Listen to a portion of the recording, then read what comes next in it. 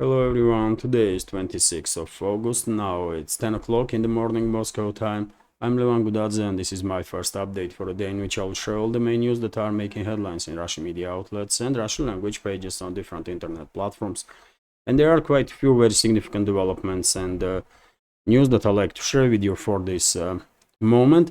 And I will start with the breaking news, which is that Russian armed forces conducting at this exact moment and all morning basically large-scale missile and drone strikes on military and logistics infrastructure of the Kiev regime all around their territory that is still controlled by Zelensky and his criminal associates or Western ruling class at this point. And I already reported on my Telegram channel that explosions are reported in the areas of Kryvyi Rog, Poltava, Kiev, and the Kiev region, Kharkov, Kremenchuk, Zaporozhye, Khmelnytsky, Lvov, Ivano-Frankivsk, Dnipropetrovsk, and the Mirgorod areas. Also, just a couple of minutes ago, I saw on one of the channels report about explosions in Nikolaev and Odessa regions, and it seems like geography of the Russian strikes are widening.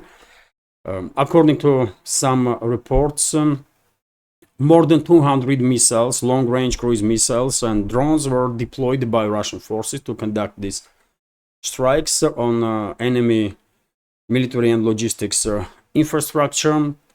Of course, during the day later on, we will have additional information what exactly was targeted and how successful these strikes were. But already known that all around the Kiev controlled territory there is a power shortages, a blackout basically, including in Kiev and the Kiev region. And well, it is already clear that possibly Kiev regime's air defense systems failed big time, because seems like majority of the Russian missiles and drones managed to hit their targets. Well, many members of our community, of course, informed that a number of experts in previous days were expecting strikes on Kiev controlled territory on 24th of August, when Zelensky's regime was celebrating Day of Independence of former Soviet Socialist Republic of Ukraine. Although I had a different understanding, a different reading of the big picture, I did not expect any strikes on 24th, but I was expecting strikes later on.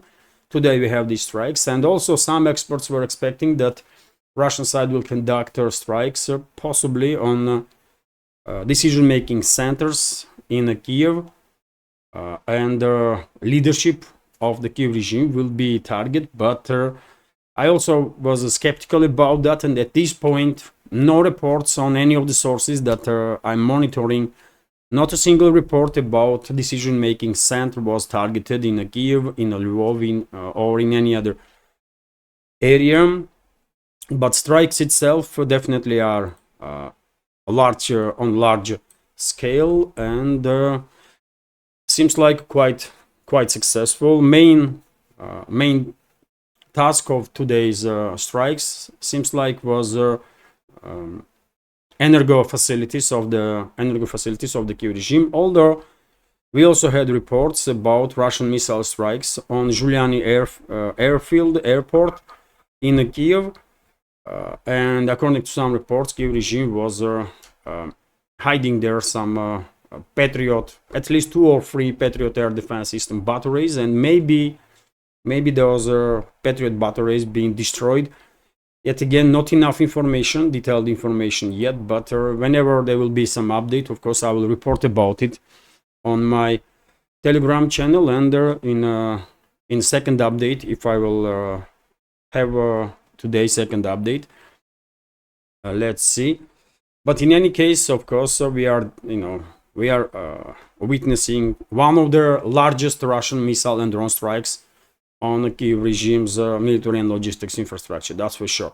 But anyways, let's continue with some other news now. I'll try to make this update as short as possible, about 30 minutes. So TASS news agency is reporting that over the night Russian air defense systems were also busy, and some 20 Ukrainian drones were shot down over the 7 Russian regions, to be more precise.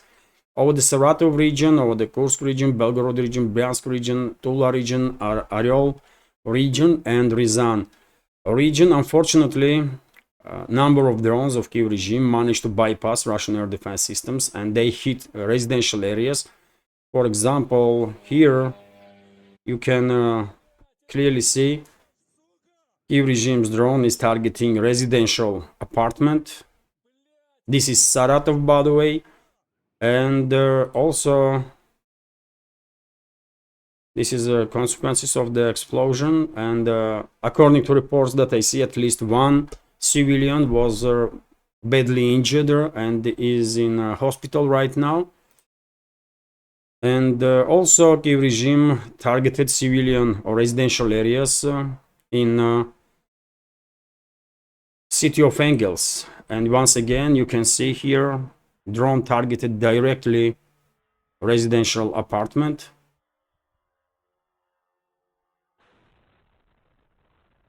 So, I mean, clear war crimes, by the way, on part of Kiev regime. But what else you expect from Ukrainian neo-Nazis and the terrorists?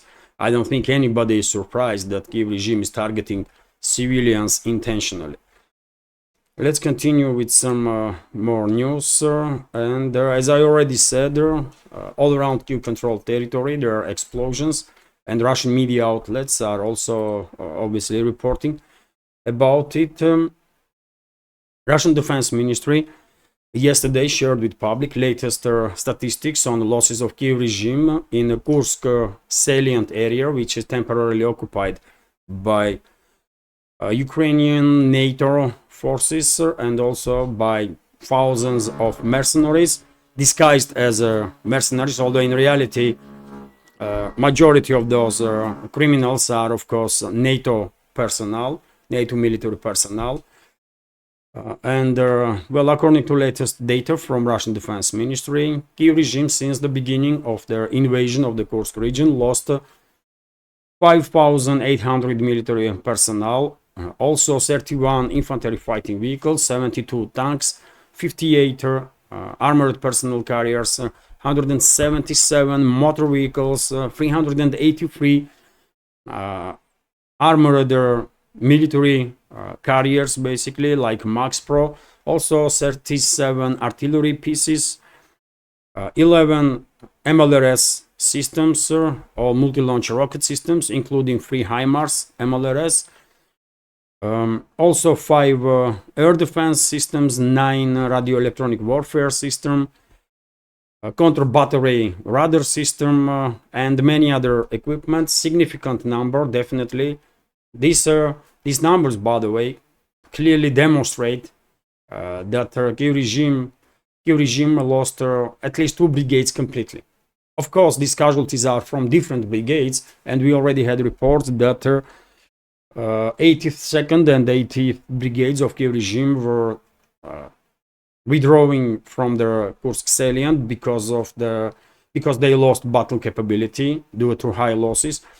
But I'm quite sure another at least 2 or 3 brigades already lost battle capability or are on the verge of losing their battle capabilities. Kursk salient is definitely more and more increasingly looks like a trap for last strategical reserves of Kiev regime, as I was saying from very beginning of this suicidal operation of their Zelensky and his criminal associates and his Western masters.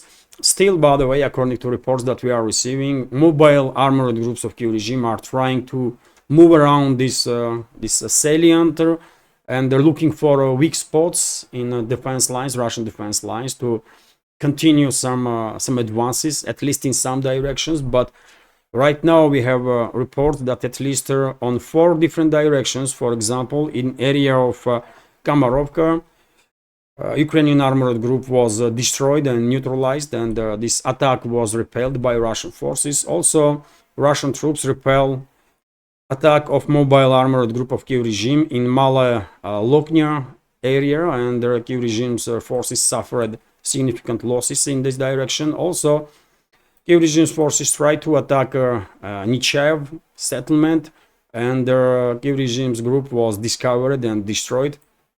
Kiev regime's armored group, and also reports are coming in about attempt of Kiev regime's forces to conduct an offensive operation towards Chirkatskaya Perechnoye, and on the outskirts of this village, armored group of Kiev regime was spotted and destroyed.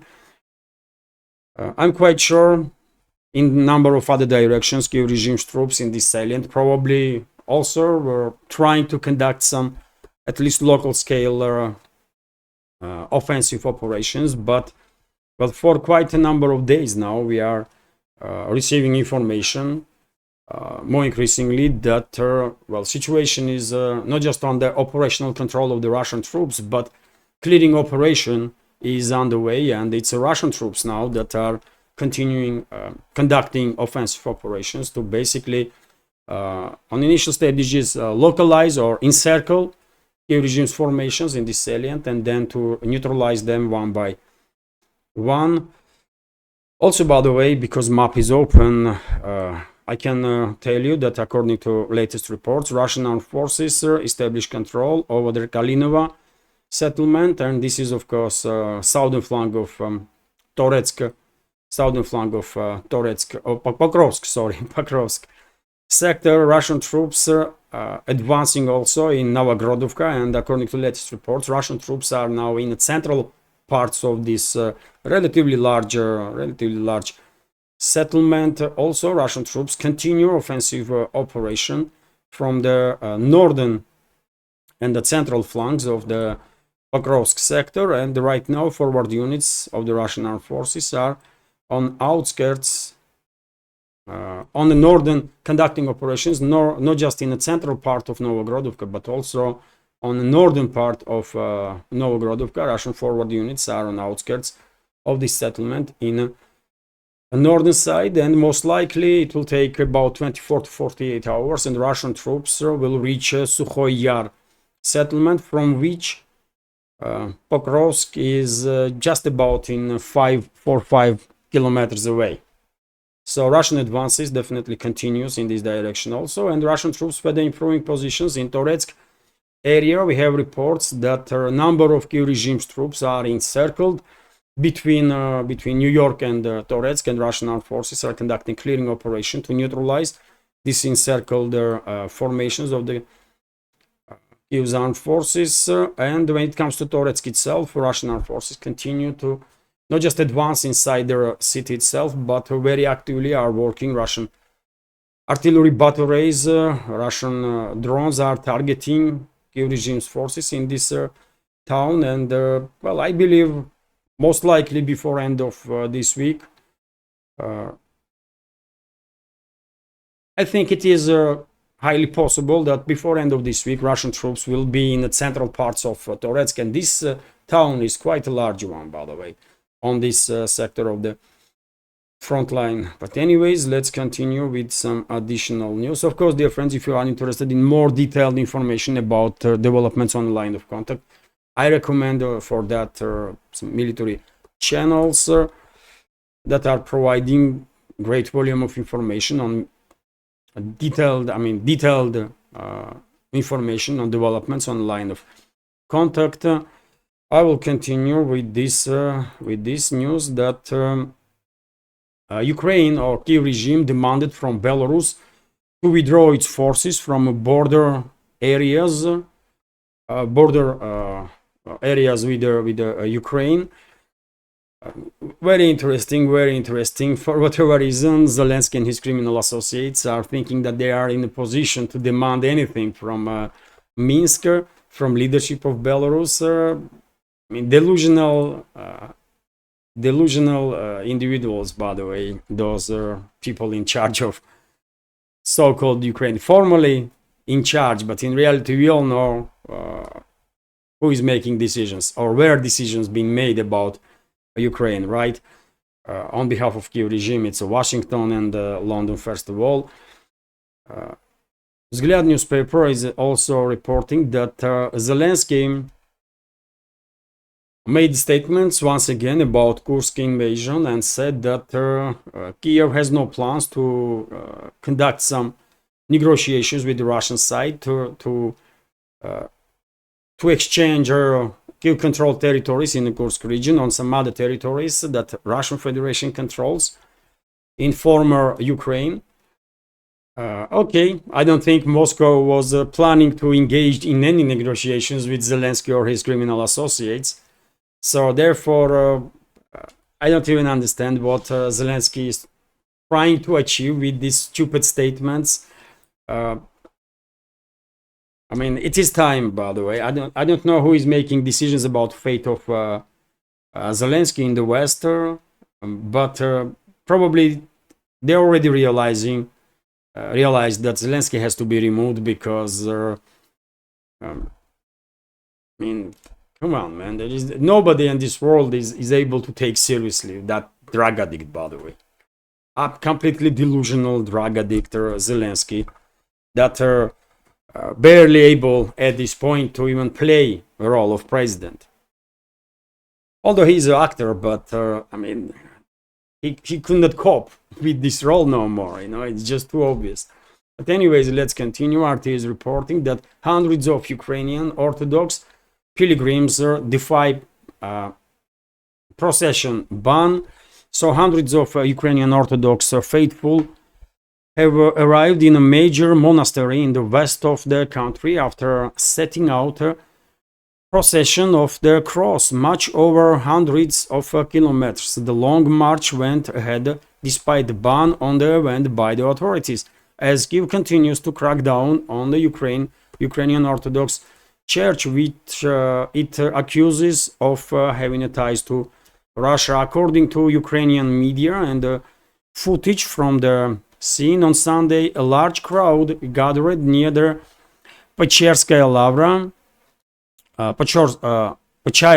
Lavra in the town of the same name in Ternopil region. Clips and photos shared by the Ukraine's Orthodox Church on Facebook shows streets in front of the church packed with the Orthodox faithful as far as the eye could see. And yes, it is definitely the case, by the way. I mean, as you can see here,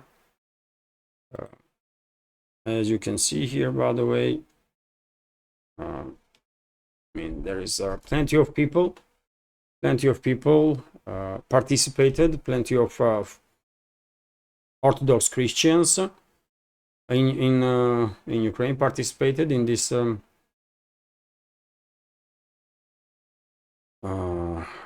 procession. And well, Kiev regime gonna have a hard time. Kiev regime and their Western masters gonna have a hard time in their attempt to destroy Orthodox Church in Ukraine, or Ukraine's Orthodox Church. They are creating some fake churches, by the way, that are not canonic. They are committing sin, unforgivable sin. But as you can see, by the way, significant number of Ukrainian society is not buying this evil propaganda of the Kiev regime or the Western masters, and they are going into churches of the Ukraine's Orthodox Church. And dear friends, before I continue, let me notice, if I may, that this small media project of mine, with there are several channels on YouTube, Rumble, and Telegram, is completely subscriber funded. And if you find my work useful, informative, interesting, if you find my channels useful and interesting, please consider to support my work and this project with donation or by subscribing to my Patreon and the Boosty channels. You can donate through PayPal, of course, and the Boosty platforms, or you can subscribe to my Patreon page and the Boosty page. And dear friends, as I announced yesterday, I start making these short videos about, I mean, behind the scenes videos, and the first episode is on my Patreon and Boosty channels already, and hopefully as time goes by, I will make more and more interesting episodes of the behind the scenes. So there is a plenty of bonus videos or extra content on my Boosty and Patreon page as my thank to all the members of our community. It's there for support, and all the links, by the way, to my PayPal, Boosty, Patreon, also crypto wallet is under this video in description box and in the pinned comment. That's been said. Let's continue with some more news. RT is reporting that Russia demands France explain Durov's arrest. The Russian embassy in Paris swiftly demanded that the French authorities explain the reasons for the arrest of Telegram messaging app founder and CEO Pavel Durov. A senior diplomat has stated for this moment France did not explain, not to Russian side, not to anybody really, what is going on, although according to some reports today we might hear some statements from prosecutor's office in Paris about developments around Pavel Durov. Obviously this is an attack on free speech, by the way, of course, and this is attempt of the Western ruling class to basically terrorize all the people that are involved in development of these social platforms that are providing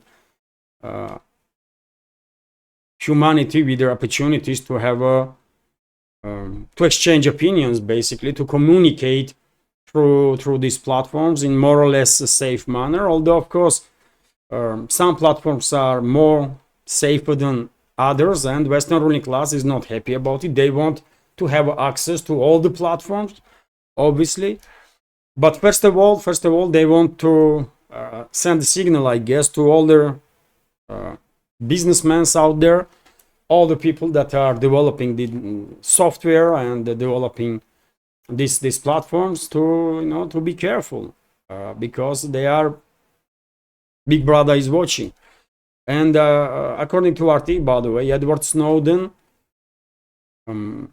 also commented on the developments around Pavel Durov and accused Macron of taking hostages.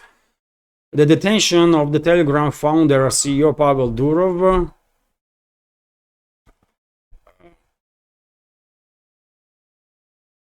jeopardizes their basic human rights of speech and their association. The former CIA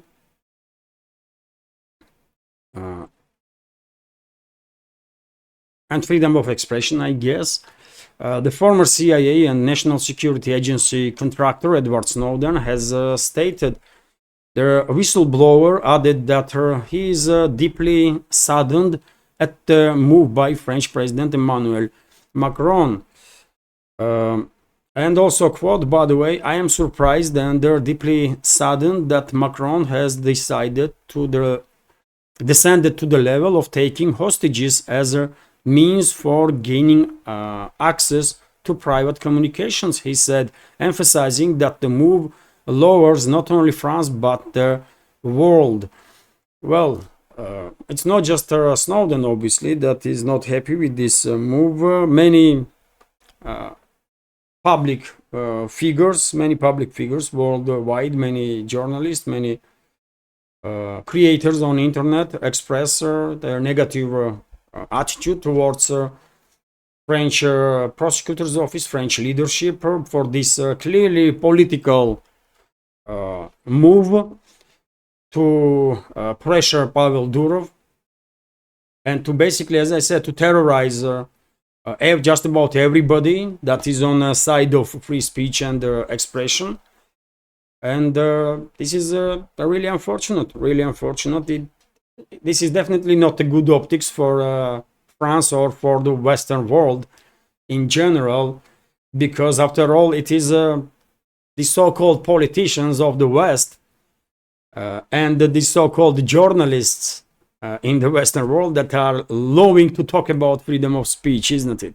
Democracy, pluralism, freedom of speech and expression and all that kind of stuff. And I mean, with these kind of moves, Of course, more and more people worldwide finally are realizing that the Western ruling class, Western so-called elites, are full of crap, basically, and never mean anything they say, and they are just playing around, and they are signing up for anything, absolutely anything, to maintain their own privileged position, their dominance, their financial and material benefits, and that's it, really. That's it, really. Western ruling class, Western elites are fake, by the way. Despicable individuals, absolutely despicable individuals, and evil force, by the way. If you ask me, what is the existential threat for the humanity, I will say Western ruling class. I will not say some asteroids or some other events that might occur. I will say Western ruling class is definitely number one existential threat for the humanity. Anyways, let's continue. Interfax is reporting that, well, US made decision, Pentagon basically, and Chief of Pentagon Lloyd Austin made decision to leave two aircraft carrier strike groups in the Middle East, and the main task of these groups will be to protect Israel, and of course everybody, just about everybody, is still expecting some large-scale escalation in the Middle East, because it seems like Western ruling class and their puppets in Israeli government under leadership of Netanyahu are not backing down, and they are still on the path of provoking a regional war in the Middle East. And that's why, in my understanding, all these negotiations between Palestinian representatives and Israel is failing. Just recently there was talks to achieve peace in Palestine, in Doha, by the way, capital of Qatar. Those negotiations failed, and today Interfax is also reporting that another round of peace negotiations in Cairo, in capital of Egypt, also failed without, didn't achieve any significant results. It was a failure, although sides are making statements, according to the Times of Israel, that talks will continue. What is the point to talk if you are not really achieving much? So it seems like all these negotiations being conducted, by the way, just to create the illusion that Israeli government is engaged in some sort of attempts to find a peaceful solution to the crisis, when in reality, if they wanted to achieve peace, if they wanted to de-escalate, I mean, they can do it at any time. Anytime. They don't really need even any agreements with anybody. They can withdraw forces from occupied territories of Palestine. They can allow humanitarian aid to get in without any issues. But Israeli leadership, this Netanyahu and his associates, clearly are not serious about ending the hostilities. And unfortunately, still there is a high risk that Western ruling class and Netanyahu's regime in Israel will provoke regional war. And unfortunately, last several days we are seeing next level of escalation. This time between Israel and Hezbollah, because according to reports that I see in last 2 days, Hezbollah launched about 500 rockets towards Israel, even more than that, and well, things may escalate very quickly in very extreme levels. And Hezbollah is launching those missiles in retaliation for killing of Hezbollah military commanders by Israeli forces. That's the explanation from Hezbollah. RIA Novosti is reporting that according to Russia's Foreign Intelligence Service, United States are planning to conduct color revolution in Georgia in October of 2024, when parliamentary elections should take place in this former Soviet republic. And well, I said so many times before, isn't it, that it is highly likely that Western ruling class will probably try to conduct yet another attempt of the regime change in Georgia, and they will use parliamentary elections that will take place on 26th of October as a reasoning. Most likely Georgia's president, that is asset of the West, will not recognize the results of these elections. The so-called opposition, or Western-controlled opposition, will also not recognize, most likely, election results, and after that probably Western countries will refuse to recognize these elections. They will support disturbances in the country, destabilization, in a hope that this Western-controlled opposition, Western-controlled assets in Georgia will manage to overthrow legit government of Georgia and then to sacrifice Georgia by gaining power, then sacrifice Georgia as a kind of second front against Russia.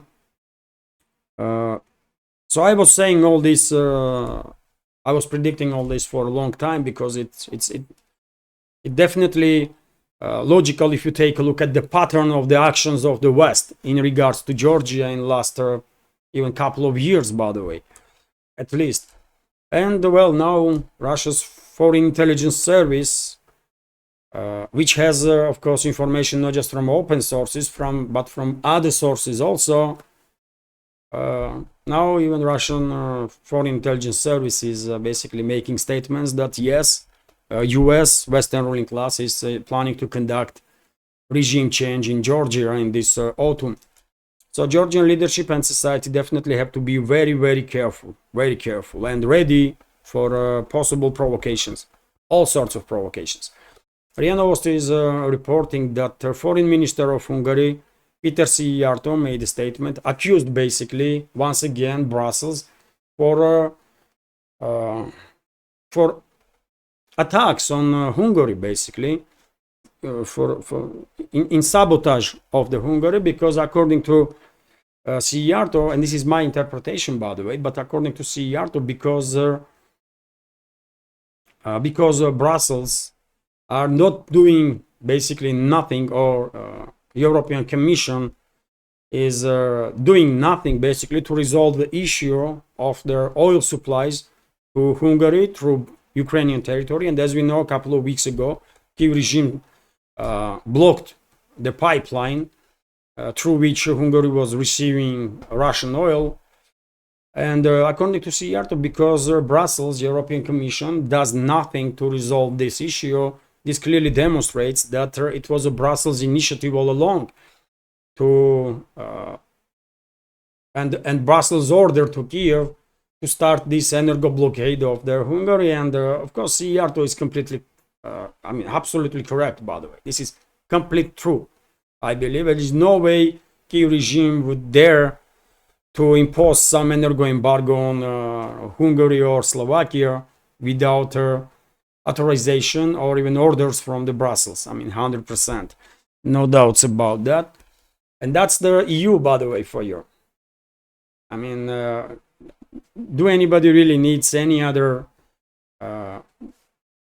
factual information to realize that the European Union, this creation of the globalists, is not about making life for citizens of your member states easier or better or safer? No, it's not about that. It's about control. It's about control of their countries, of their citizens, societies of these countries. And because Hungary and lately also Slovakia are demonstrating their independence, they are fighting for their independence to protect their best interests of their fellow citizens. Because of the governments of these countries are acting this way, they are under heavy pressure.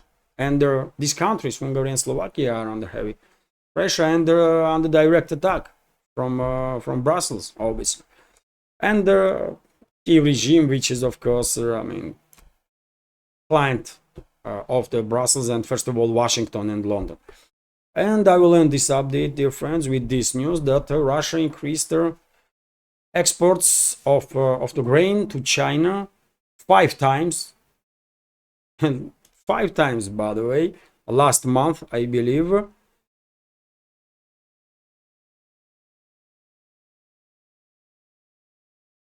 So according to data in July, there was a high demand on Russian grain in China, and their export increased on 5 times, which is, I mean, huge, which is really huge. And of course, Russia is the main supplier of grain for entire world, not just China. But when I see this information, I mean, 5 times, really, I mean, this is huge. So yes, in terms of overall volume, of course, this 35,000 tons that was delivered to China